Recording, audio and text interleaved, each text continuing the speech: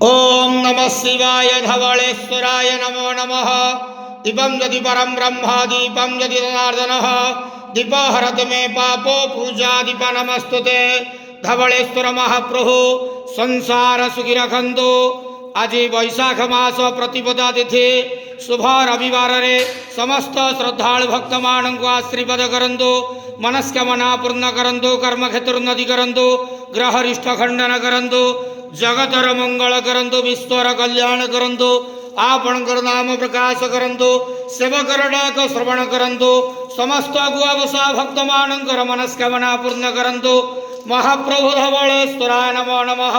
संसार सुखी रखंतु आनंदे गवार। हरि बोलो। आज वैशाख मास प्रतिपदा तिथि शुभ रविवार रे समस्त श्रद्धालु भक्त मान को आशीर्वाद करंतु आनंदे गवार। हरि बोलो। बाबा धवलेश्वराय नमो नमः।